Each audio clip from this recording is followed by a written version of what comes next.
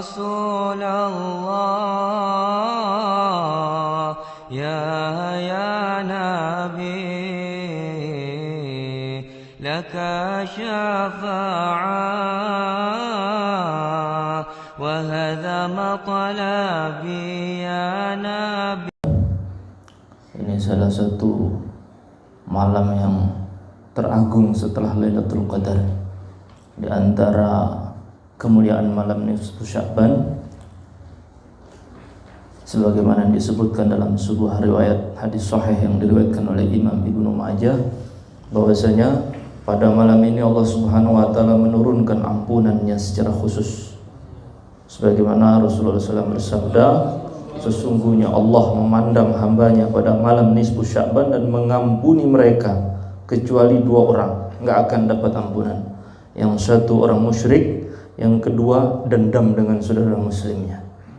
Jadi pada malam ini kita bertaubat kepada Allah dari seluruh bentuk kesyirikan, baik syirik akbar atau syirik asgar, dan kita maafkan seluruh orang yang menyakiti hati kita. Semua kita maafkan, kita ikhlaskan, karena pada malam yang mulia ini khusus orang yang musyrik dan menaruh dendam di dalam hati tidak dapat ampunan pada malam ini. Yang kedua, di antara keistimewaan malam nisfu Sya'ban, Imam Syafi'i mengatakan, dan beliau meriwayatkan sebuah hadis bahwasanya ada 5 malam yang doa tidak akan ditolak oleh Allah. Satu malam 1 Rajab, kata Imam Syafi'i. Yang kedua malam nisfu Sya'ban, malam Idul Fitri, malam Idul Adha, dan malam Jumat. Nah, kemudian di antara yang sangat istimewa yang terakhir dari malam ini penetapan nasib manusia di Lauhul Mahfuz. Nyatetnya ini pada malam ini. Maka ketika Nabi Muhammad SAW membacakan firman Allah, yamhullahu ma yasha wa yusbit wa indahu ummul kitab. Sesungguhnya Allah menghapus dan menetapkan apa yang Ia kehendaki, dan di sisi Allah terdapat ummul kitab, yaitu Lauhul Mahfuz.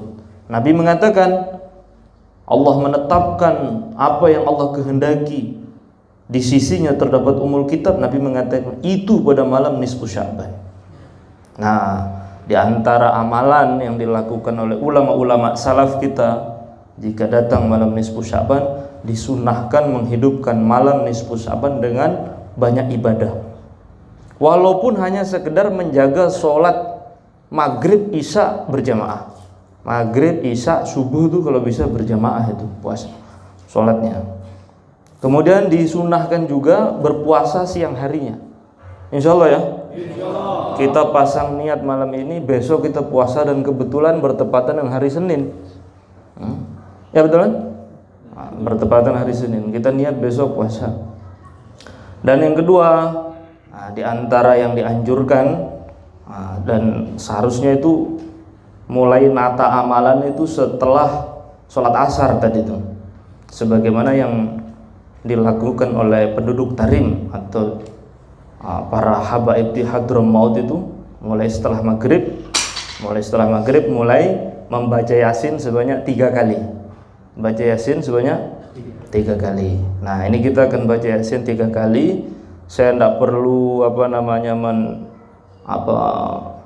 menuntunnya, baca sendiri-sendiri. Nanti setiap per Yasin antum baca doa yang ada di kertas itu per Yasin.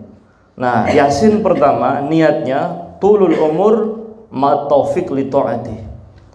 Yasin pertama niatnya semoga dengan keberkahan baca Yasin pada malam nisfu Sya'ban ini, Allah Subhanahu wa taala memanjangkan umur kita dan memberikan kita taufik untuk taat kepadanya. Nah, itu Yasin pertama. Habis itu baca doa yang itu. Baca doanya. Ya, setelah itu baca Yasin kedua. Niatnya apa? Biniyatil ismah minal afat wal ahad wa niyatis si'atir rizqi. Yang kedua niatnya semoga Allah jaga kita dari seluruh bentuk kejelekan, musibah, ya corona dan lain sebagainya. Dan diniatkan semoga Allah lapangkan rizki. Ya, itu. Yang ketiga niatnya niat istighna 'anil nas wali ghinal qalbi wa husnil khatimah. Ada 3 di sini. Untuk Yasin ketiga ada 3 niat. Yang ketiga, semoga Allah berikan kita istighna anin nas, ya. Nggak butuh manusia. Rizki itu langsung dari Allah, nggak butuh, nggak pernah merasa butuh sama manusia, selalu berkecukupan dan tidak berharap kepada makhluk. Dengan perasaan selalu tawakal di hati. Kemudian yang terakhir, semoga mati kita husnul khatimah. Itu niat baca Yasin. Per Yasin dibaca doa sebagaimana yang tertulis di di kertas itu. Per Yasin. Setiap Yasinnya sudah ada niatnya di situ kan? Itu diniatkan sebagaimana yang sudah saya jelaskan tadi. Saya ulang lagi ya biar mudah ya. Niat Yasin pertama, semoga Allah panjangkan umur dan diberi taufik untuk taat.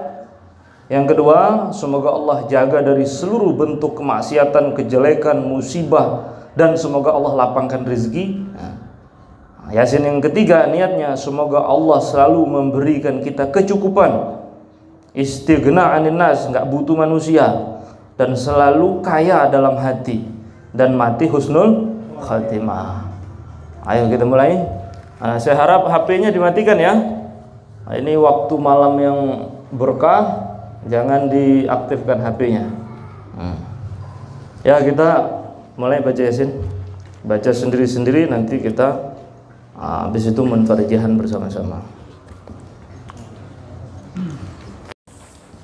Alhamdulillah kita bisa kumpul ya malam ini. Ini berapa tahun Mahabbatus Sholihin? 2 tahun ya.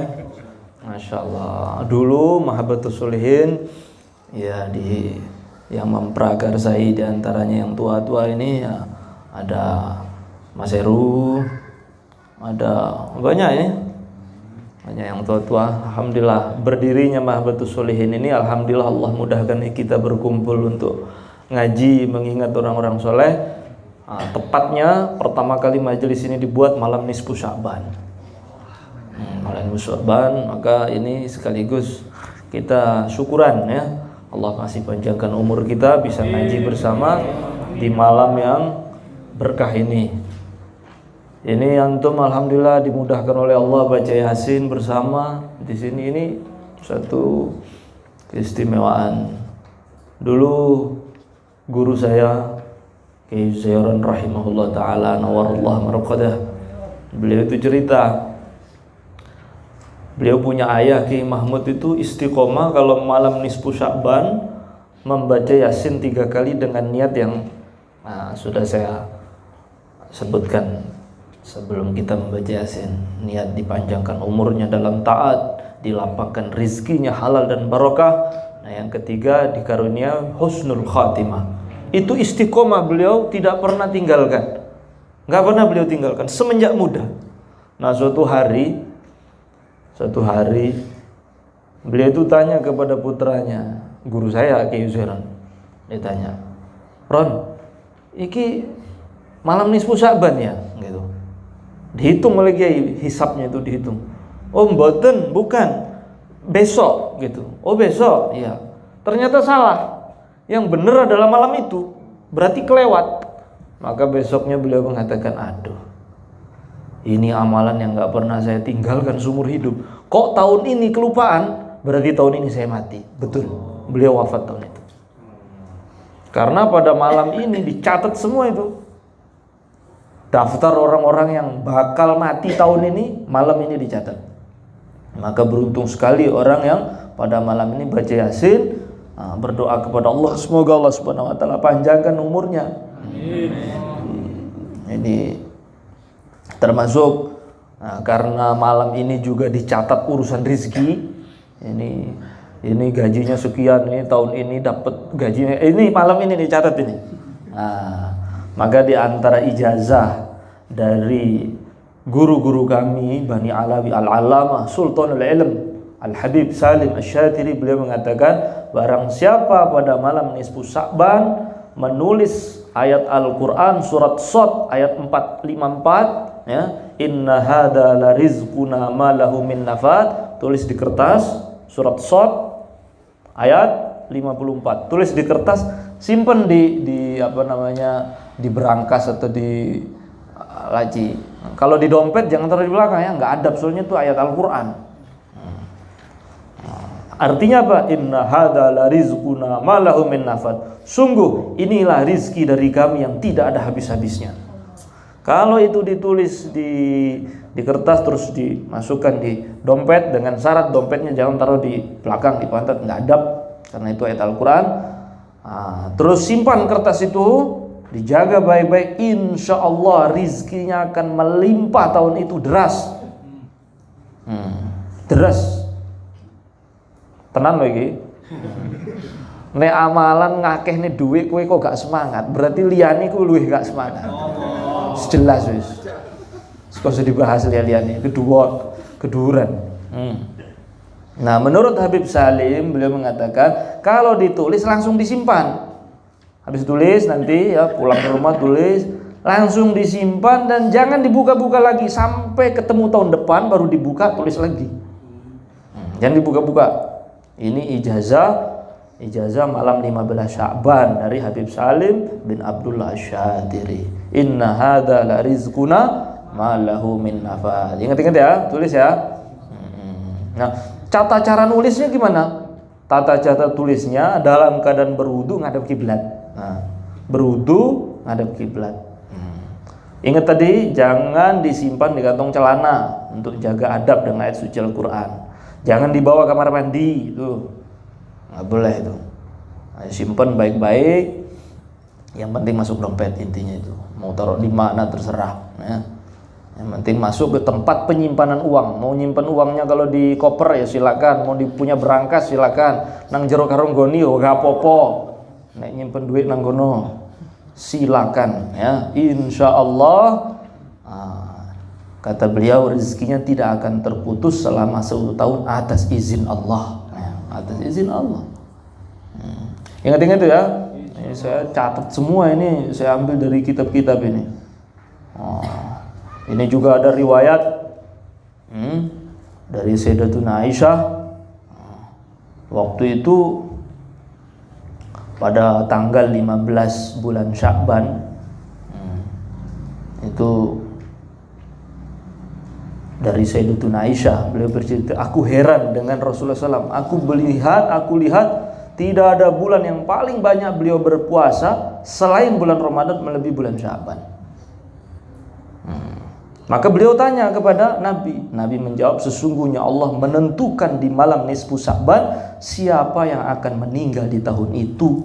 Dan aku ingin jikalau datang ajalku, aku dalam keadaan berpuasa, kata Nabi. Bahkan Nabi SAW bersabda, Sya'ban syahri. Bulan Sya'ban itu adalah bulanku. Apa hikmahnya?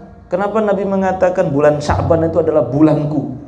Karena ayat yang memerintahkan kita sholawat itu turunnya pada bulan Sya'ban. Innallaha wa malaikatahu yusholluna 'alan nabi ya ayyuhalladzina amanu shollu 'alaihi wa sallimu taslima. Itu diturunkan bulan ini. Maka sebaiknya pada bulan ini banyak sholawat. Karena pada bulan ini umat pada banyak bersolawat. Karena ayat perintah sholawat itu turun pada bulan Sya'ban, maka Nabi mengatakan Sya'ban syahri. Bulan Sya'ban adalah bulanku. Makanya banyak-banyak baca sholawat ya. Malam ini bukan hanya malam spesial bagi manusia, bukan hanya malam spesial untuk manusia saja, tapi juga untuk para malaikat. Ulama mengatakan malaikat itu punya 2 hari raya seperti manusia. Kalau manusia hari rayanya Idul Fitri, Idul Adha. Nah, kalau malaikat hari rayanya malaikat ada 2, nisfu Sya'ban sama Lailatul Qadar. Jadi malam ini nih malam hari rayanya malaikat. Dan malam ini punya 22 nama yang menunjukkan betapa mulianya malam ini. Malam nisfu Sya'ban punya 22 nama. Di antaranya adalah malam pengampunan. Karena pada malam ini Allah mengampuni ribuan bahkan jutaan hamba-hambanya dari dosa yang mereka lakukan selama setahun penuh. Makanya wakaknya maca salawat ya, maca istighfar, Malam ini juga disebutkan, malam ini punya nama lain, namanya Lailatul Hayah, malam kehidupan. Kenapa? Barang siapa yang menghidupkan malam ini, maka hatinya tidak akan mati ketika orang-orang hatinya pada mati. Makanya kita kumpul-kumpul nih, menghidupkan malam ini. Ya mangan-mangan ngono ae. Intine kan kuwi to, nguripne kan mangan. Ya. Mangan munfarijah, donga bareng-bareng, ya, itu intinya menghidupkan. Semoga hati kita ini tidak mati. Ciri hati mati itu apa? Ciri dinasihati itu enggak mempan. Dinasihati itu enggak mempan. Nah, kalau orang itu sudah hatinya tidak mempan dinasihati, menunjukkan hati itu mati. Nah, khusus orang yang menghidupkan malam yang mulia ini, insya Allah semoga kita termasuk. Nah, kita termasuk orang yang Allah hidupkan hatinya. Menghidupkan malam ini dengan ibadah, ya. Sebenarnya menghidupkan itu gampang aja. Sing penting bengi iki do maksiat wis ngono ayo. Wis ngurip nih kuwi. Nek standar wong biasa, tapi nek pingin nek wong mahabbatus sholihin beda, ya. Beda, yo kudu wong biasa kok. Ya. Lah pripun? Yes, akeh-akeh maca selawat, ya. Banyak-banyak baca selawat. Ini pada malam ini Masya Allah, malam ampunan ini. Maka banyak-banyak minta ampun kepada Allah Subhanahu wa taala. Di antaranya banyak-banyak baca la ilaha illa anta subhanaka inni kuntu minaz zalimin. Itu amalan para ulama. Para ulama mengatakan pada malam nisfu Sya'ban banyak-banyak baca doa itu. La ilaha illa anta subhanaka inni kuntu minaz zalimin. Banyak itu. Karena apa? Nah, Nabi sallallahu alaihi wasallam bersabda, "Wahai Aisyah, apa kau tidak tahu di malam ini Allah Subhanahu wa taala membebaskan hamba-hambanya dari api neraka, mengampuni dosanya, merahmati mereka sebanyak bulu kambing Bani Kalb." Menunjukkan itu Bani Kalb itu kambingnya banyak. Dan berapa banyak bulu kambing? Wakeh ngono intine ya. Akeh. Pada malam nisfu Sya'ban juga punya nama lain, namanya Lailatul Qismah. Malam pembagian. Nah, karena apa? Pada malam ini takdir setahun ke depan ditetapkan oleh Allah Subhanahu wa taala. Mencakup apa? Jodoh, rizki. Itu jodoh, catet wi. Wi sing urung payu-payu ku lho. Sak norek. Donga tahun iki muga-muga jodohmu teko tahun iki. Jodoh sing solehah ya. Sing soleh sing apik, saka keturunan wong apik-apik, duwe anak sing akeh soleh kabeh. Tapi enggak usah mbok sebut jenenge, oh Kak. Isin aku ya. Ya Allah, si Sri ya Allah. Kowe gak anu gak. Kabeh ya, ha. Jarene para ulama ya. Ojo ndonga njaluk bojo. Karena wong kuwi nek ndonga njaluk bojo urung tentu entuk anak. Ya, tapi doanya gue, ya Allah, Rabbi habli minas sholihin. Ya Allah, jenengan paringaken kula anak sing soleh. Nah, nek enek anak sing soleh mesti duwe mbok. Mesti katut mboke. Dan kalau anak itu soleh, mesti ibunya soleha. Tapi kalau antum hanya minta istri yang soleha, belum tentu punya anak. Tapi nek njaluk anak soleh, pertama sopan, yang kedua adab, sing ketelu nek anak nek soleh mesti mboke soleha. Ngono, ya ngono ya. Ojo banter-banter apa nek nggih speaker. Gak usah njaluk bojo, njaluk anak sing soleh, mesti mboke katut. Karena jenenge anak soleh iki gak metu saka bolongan peringe ora. Mesti duwe mbok. Ya. Pada malam ini ditetapkan apa? Jodoh, rizki itu. Makanya tulis engke ayat engke short kuwi ayat 54. Juga di sini ditetapkan ajal. Husnul khotimah atau tidak. Ini penentunya. Iki matine iki mati piye iki? Nah, mati sujud, mati nang jero masjid. Nah, penentunya di sini. Wallahu ta'ala.